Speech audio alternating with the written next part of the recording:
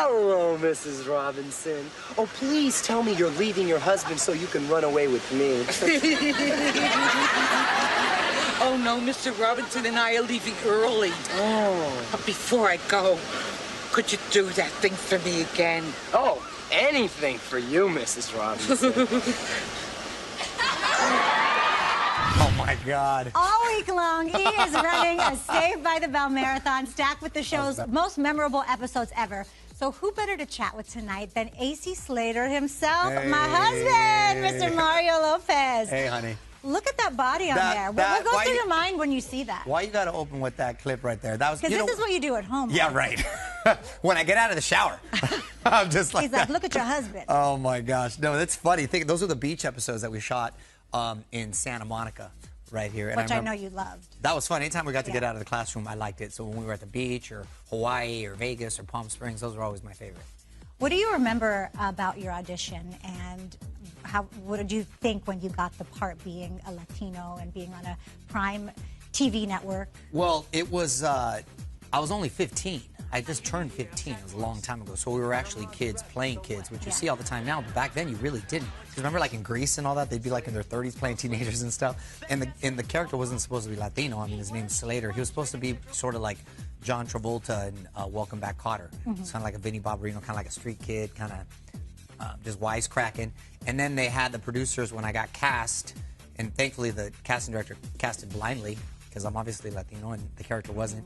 Then they had us write down a bunch of stuff that we're into. And so I wrote down all the activities my mom used to put me in. So danced and wrestled and played the drums, and they incorporated all that into the character.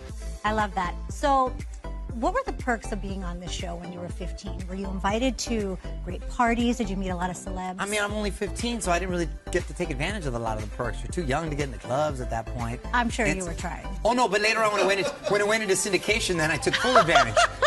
And I got a little older, then I took full advantage. All these years later, what is it, almost 40 years later? Oh, God. It's still on the air, and there's a whole new generation that knows who you are. They know you as AC Slater. There's a whole other generation that's probably dead that watched it. Thanks a lot. I get flattered, though, when, like, little kids come up to me and they recognize me, because it means, like, they can still recognize me all these decades later. Well, looking back, is there an episode that stands out that you remember very vividly?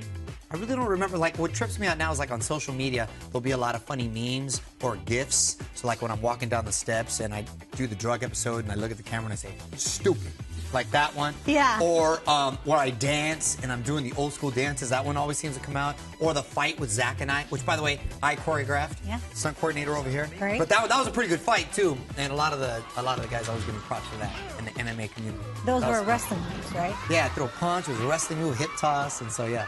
I want to talk about your hair, which you like to call a wig.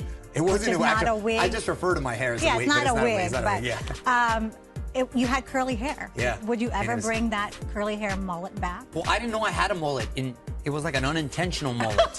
And it's ironic because our son wants a mullet right now. Yeah. Which is a trip. And he wants a curly mullet. And not because of me. He just wants it. So it must have because it's really big in the wrestling community. Yeah, all the little stud wrestlers have it. So, yeah, that was on it. You know, my mom used to think she was a hairstylist, so she'd be trying to do perms and stuff like that. But I don't know if I'd bring it back. I think I'm a little too old for that right now. Our kids, we've tried to have our kids watch the show, and they refuse. Yeah, they don't. I know. My mom's trying to make them, but they don't watch. Yeah, I don't want to force them.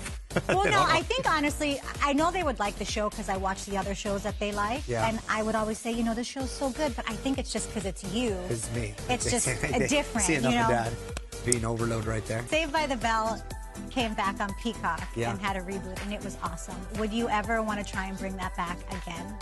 You know, I'm really proud of the show when we brought it back, and Tracy Whitfield and her team, I thought, did an awesome job, and I love the new crop of kids and being sort of in that administrative position now as an athletic director and coach and all that. It was fun, but yeah, I'd never say no. It's a fun part of my life. Okay, Mario, thank you so much for taking us back to Bayside tonight. E's week-long Saved by the Bell Marathon continues tonight after ENews.